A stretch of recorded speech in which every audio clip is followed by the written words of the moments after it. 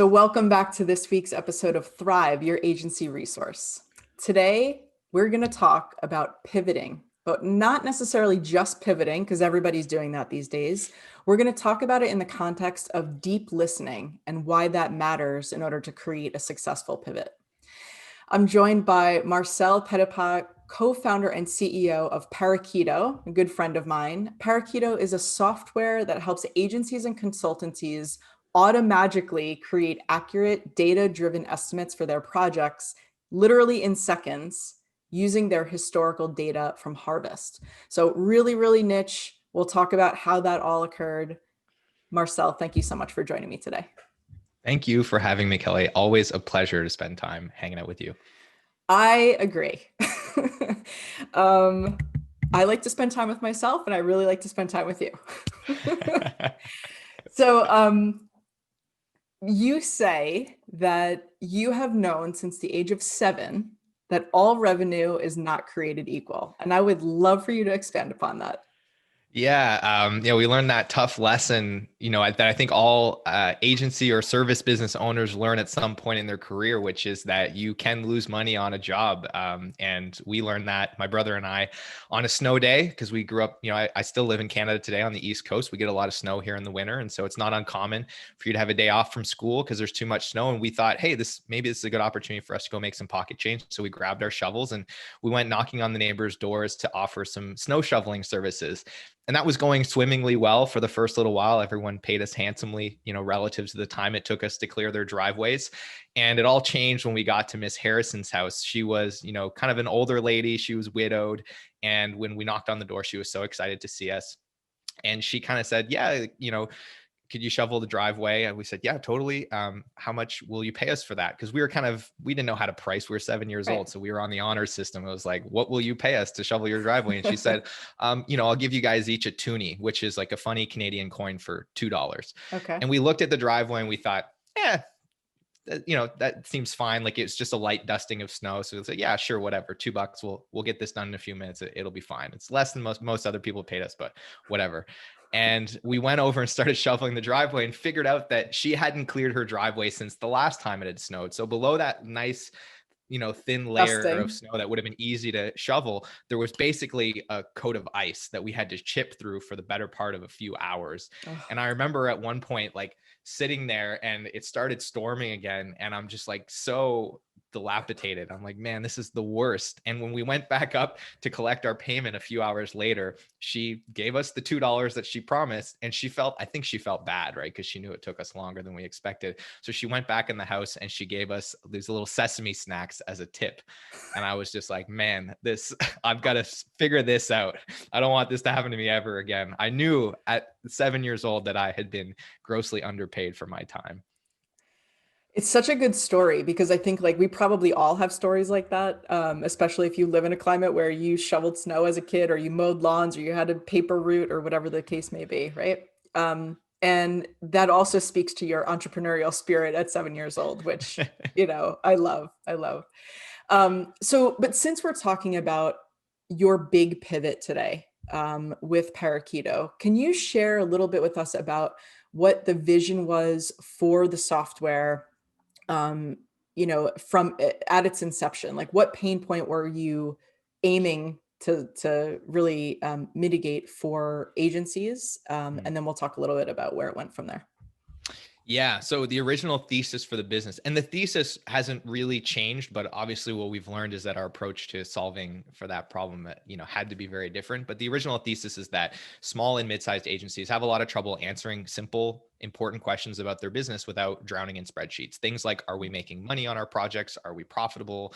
Should we be utilizing our team better? Do we have capacity for new work? Right? All these kind of day-to-day operational questions that are a function of time and people and money, and that tend to have data, required to calculate them that live in all kinds of different places in the organization, time tracking tools, accounting tools, and so on. So we had this vision to create essentially a middleware platform that would integrate with your time tracking and your QuickBooks and your project management, pull all the necessary data into one place and answer all those questions for you, kind of in an automated way. And that was kind of what we originally had set out to do with the product. Sounds great. right? It sounds amazing. It was easy to sell that value proposition.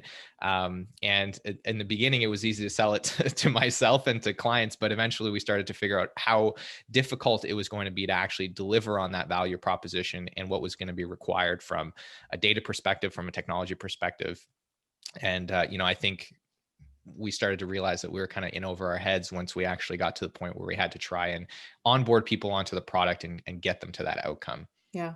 So before we talk about where it pivoted to, Hmm. or where it is now, I should say, let's talk about the concept of reframing this, because as you and I spoke about earlier today, it's really easy, or it would be really easy for someone to say, hey, you set out, you had this thesis, you built this platform, it didn't actually take off, like you failed, right? And there certainly could be people that are in that camp, but then there's another way to look at it. And you shared with me a book that you're reading. So I wanted to talk a little bit about how you've been able to like reframe this from the standpoint of failure into a mindset shift. Yeah, I mean, and you alluded to it earlier. It's kind of about the framing. If our framing was we need to make this product work, then yeah, totally would have been a failure. But we were able to, as a team, kind of step back and say, well, look, our objective isn't to make this product work. It's to build a successful business and solve a real problem for agencies. Mhm. And so, learning that this path was going to be potentially not viable was an important step along the way because, we could have kept investing in that indefinitely until we ran out of money, ran out of time, ran out of energy, whatever the case is. But we were able to catch that soon enough. And ultimately, looking back, we'll probably say that was a critical turning point in the business. But at that time, we really had to basically take a step back and think like, our current circumstance is a reflection of the mindset and the thought process that we had before. And obviously, if this isn't going to work, we need to kind of reframe the business, reframe our approach, and try to learn as much as we can from this experience to increase our chances of getting it better next time. Yeah. Yeah. And here's, for me anyway, here's where like the magic lives in this story. You didn't pivot and say, okay, well, we'll just come up with another thesis and we'll just like throw something against the wall and see if it sticks. Mm. You actually went to the people who were familiar with it or had tested it or demoed it or knew about it or whatever the case may be and said, here's the problem, or here's the problem as we understand it. Is that still the case? And what kind of things would actually help you more? So you took a stance of curiosity. Mm. You took a stance of realizing that it was totally okay for you guys to be wrong, right? And you took a stance of really honoring deep listening, like deep listening to what your customers' needs were. So can you talk a little bit about that? Yeah, absolutely. And I mean, this was like our theory from the beginning, right? That we wanted to build a very customer centric company. We wanted to build our software in a very customer centric way. But of course, that's a lot easier said than done. Like Of course. tactically, there's a lot of moving pieces around that. You've got to be reconciling customer feedback against your vision for the product and Mhm. balancing those two things, strategic considerations and so on. And then there's a certain volume of feedback that you need to be able to achieve to see patterns and see, a clear direction. And credit where credit's due. A good friend of mine, Anthony Cintron, was really critical in helping us kind of go through the process of learning what this new path was going to be. And a big part of that was that he was an external facilitator. We brought him in as a consultant, and he was able to kind of be an objective facilitator of what we called a solution design process. Mhm. And he kind of really helped us go out and have these conversations with our customers, with people that weren't our customers, but that were interested, and really kind of ask why, like, why aren't we able to get you to a successful place? Why are these issues that we're running into with our product happening? We understood like you want this outcome, but we had to get a deeper understanding of the how that was actually going to help us get there. And Mhm. that led us, constantly back to the source, which was estimation. We realized more and more and more as we had those conversations that the foundation of all these systems for agencies is the ability to make somewhat accurate assumptions about what projects are going to look like. And that really just happened through having a lot of conversations with clients, and then being able to step back and as a team kind of lay our swords down and reframe being wrong almost from like being afraid of being wrong to like being excited about being wrong. Oh, Because and this is a crazy thing, right? And because if we didn't get a definitive answer to that, or if we didn't get enough signals, then it would have been difficult to make the decision to say, okay, we need to close that door. We need to scrap what we've built and invested a lot of time and money, in building, and move in a different direction. But there's a certain turning point where we started to be like, we were embracing the fact that we might be wrong about this. And then we were going into the next idea being like, how quickly can we prove ourselves wrong? Right. And it was a total shift in mindset with how we looked at being wrong. It's like, we want to figure that out as quickly as possible so that we can increase our chances of landing on the thing that's going to be right. right, right. And what I also hear you saying is like the mindset shift probably also had something to do with like removing your ego or tamping your ego down a little bit in that process, to say, yeah, like let me like get me to wrong, get me to know, get me right, because like that only opens up all of the possibilities and the opportunities. We can clear out what's not working quicker. Mm, It's a total mindset shift, when you're talking about building anything, and it's not just a SaaS platform. I mean, you're talking about any type of project, any type of creative output or technological output. So yeah, so you've pivoted, right? And now, talk a little bit about all of the solves for this platform, the real time feedback, the comparison to past projects and estimates and all that, because I think it's exciting that agencies now have the ability, to use something like this.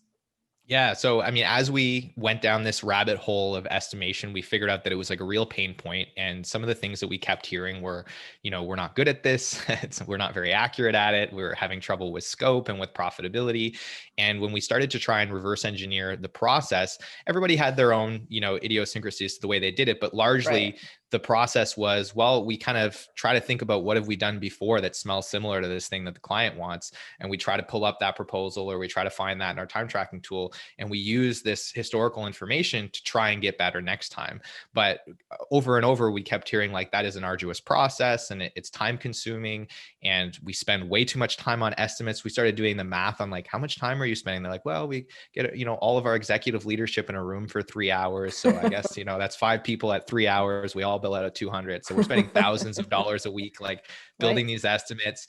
There was all these bottlenecks too, where it was like the senior most people in the organization, because it was, a very subjective and not a very data driven process. They were kind of handcuffed to this thing of having to approve and look over estimates.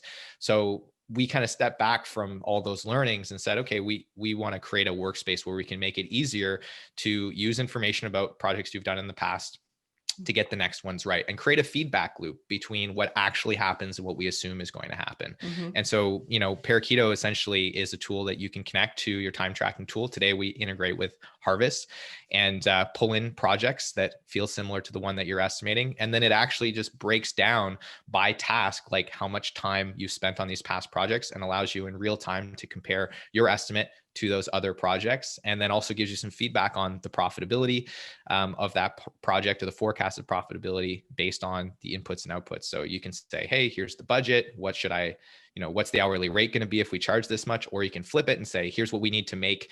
What should we charge the clients? And it's really just kind of a workspace where you can take all these things that you might have been doing in spreadsheets and kind of do it in one place and collaborate with your team and streamline that whole process and hopefully get more accurate over time. Right. And you also have a profitability toolkit that you were telling me about. Yeah, yeah. So I mean, this is something that so to kind of take a step way back, we started doing profitability consulting before we ever started building a product. And that was another way for us to try and get as close to this problem as we could to try and deeply understand it. And so through that, we've developed a bunch of checklists, cheat sheets, templates that we've used with our consulting clients. And, that's something that I'm happy to share with your audience. So if you head to parakeeto.com/thrive, you can get access to that library of tools to help you implement, some processes to improve your profitability. Perfect. Thank you. I will definitely pop that into the show notes for everyone watching and listening. Um, Awesome. and yeah, so as we, start to wrap up the conversation, like I would imagine that there is a significant amount that you have learned throughout this process. And I always think it's great to pass on those learnings, right? Those findings, those lessons that we encounter along the way. So, what piece of advice would you leave agency leaders with? Not necessarily when it comes to the technicalities of profitability and estimation and all of that, but just in general, like what have you learned specifically from the deep listening and from the pivot itself? Yeah, there's a couple of things that I think are really critical. The first is something you alluded to earlier, is being able to be at peace with being wrong and understanding that that's not your job as an entrepreneur. Your job is not to be right all the time. Very few entrepreneurs that have had success have been right all the time and attribute a lot of their success to the things that they got wrong. So being able to kind of lay down your sword and be okay with, your ideas not necessarily being in line with reality and just being Mhm. open to learning. And I think that's the real superpower. Empathy is the real superpower. Because if you can deeply understand your customer and explain their challenges better than they can and come up with, the right solutions that are intuitive to them, then, you should be able to find success. And that is really a process of listening, not a process of, being some kind of creative genius. And then the second thing is just embracing closing doors. The deeper we get into this business, the more we realize how important clarity is. And clarity is as much a function of what we are doing. In fact, I would say it's more of a function of what we're not doing than a function of what we are doing. Mhm. So really kind of leaning into this idea of invalidating ideas as being just as good, if not better, than validating ideas, so that you can close those doors and confidently say, we are not doing these things, and putting all of your resources and all of your attention into doing the things that, you have confidence are going to give you success, or that have already proven to give you success. And getting your team aligned around that stuff is going to be a lot easier if you're able to say no and do that with confidence and get to that answer quickly. So those would be some of the things that I would encourage you to think about. And then lastly, there's a book I'm reading right now called Happy Pocket Full of Money. And there's something really interesting that I pulled out of that book, which is this idea that your current set of circumstances is really just an image of yourself and an image of your kind of past thoughts and mindset. So really try to reframe anything that's not going well, that you're not happy with, around an opportunity to kind of observe yourself in that situation and learn as much as you can about your approach. And that's been pretty transformational for me, just in the way that I've been looking at things as we go through this pivot and we deal with all the uncertainty that comes with that. Yeah. Well, I will definitely put a link to that book in the show notes as well. And yeah, really, really incredible takeaways. I think they're all important. I don't know if I would rank or prioritize one over the other. I think they're all equally important. And just appreciate your transparency and the fact that, you took a vulnerable step to say like, hey, something that I was doing wasn't panning out. And so I took a step back. I said that I could be wrong and I embraced that. And like, look where we are now. Right. So really, really good stuff, Marcel. I am so proud of you and really appreciate you coming on the show today. And I appreciate you having me, Kelly. I know I've said this to you privately, but publicly, you're one of the people that supported me very, very early on as I got into this industry. So I can't thank you enough for being that person in my corner and for always being there for me. You got it. This episode has been brought to you by Workamajig, the #1 creative agency management software. Show notes at thrive.workamajig.com. Find out how your creative agency can become more productive and more profitable. Schedule your demo at thrive.workamajig.com.